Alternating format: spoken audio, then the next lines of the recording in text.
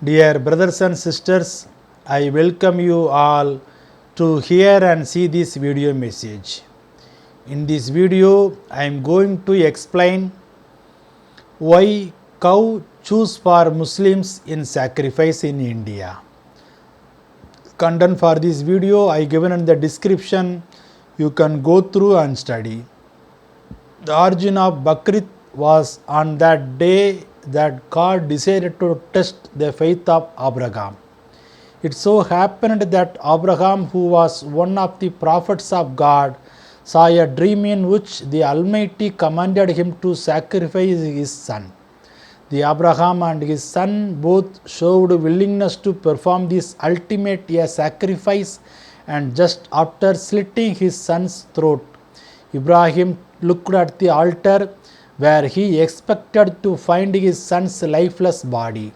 He saw a dead ram instead, and his son was standing hale and hearty. God delivered his son from death as though had passed his test of faith.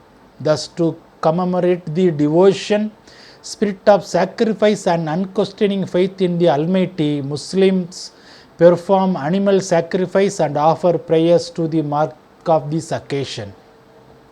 Id al-Adha, the 3-day feast of the sacrifice, Muslims in Arab and African countries do not sacrifice cow on this occasion. Since Muslims are required to sacrifice an animal on Id al-Adha to commemorate Prophet Abraham's offer to sacrifice his son, cows are available at a cheaper cost than other animals. However, it appears that Islamic clerics of India introduced the practice of sacrificing cows for varying reasons. One, it is less expensive to purchase and sacrifice cows, and two, it is created an Islamic challenge to the Hindu religious practice of revering cows.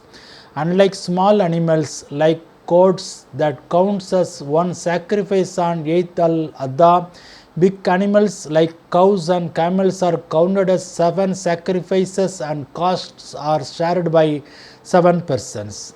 Since camels are not easily available, cows are preferred by poor Muslims. An attempt is being made to identify the animal trade with a particular community, the Muslims. But there exists a large section of other community people who are associated with various forms of animal trade. If the trade is hit, a large number of people will be affected, cutting across religious lines. The cow is sacred to Hindus. The reverence has turned deadly, threatening to destroy country's social fabric. The cat campaign further says Muslims eat beef to deliberately insult Hindu sentiment. The animal has been at the center of many controversies that have rocked India, including those that had people getting murdered. The National Sample Survey Organization estimated in 2011 and 12 that 5.2 crore people in the country eat beef buffalo meat.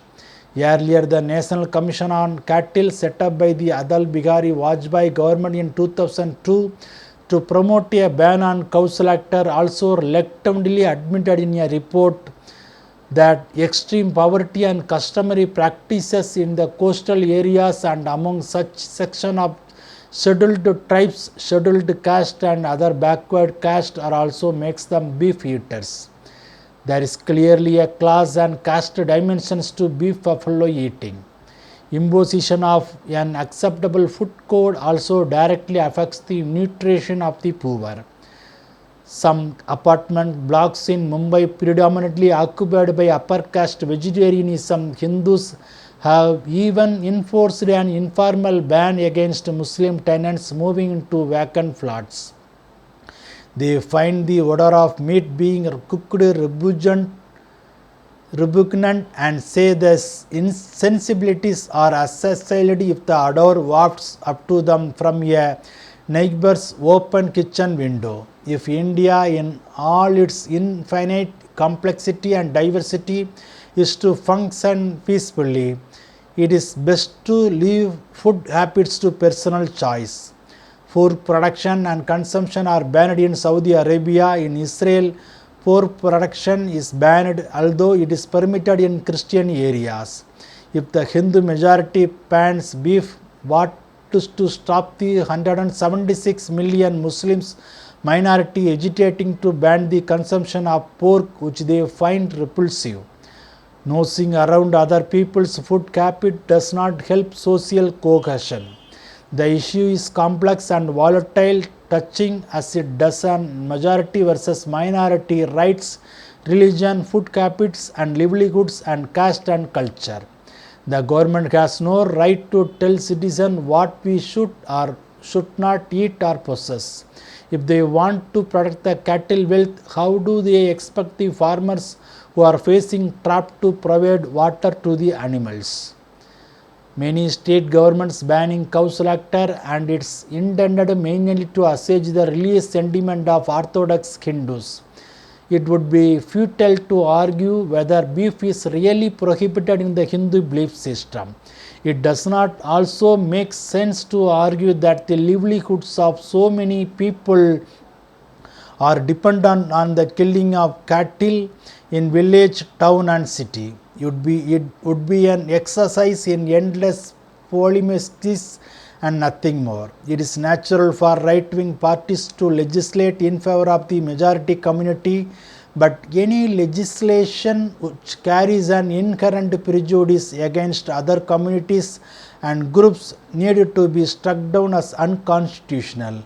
No law can be made favoring either the majority or the minority, either one community or another. Of course, this gives rise to legal complication of immense proportions, but there is a need to boldly face the problematic fallout.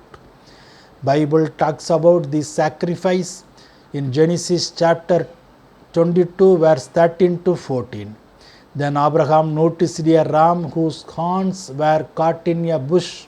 So Abraham went and took the ram. He offered it instead of his son as a sacrifice to God. So Abraham gave that place a name, the Lord provides. Even today people say, on the mountain of the Lord, He will give us what we need.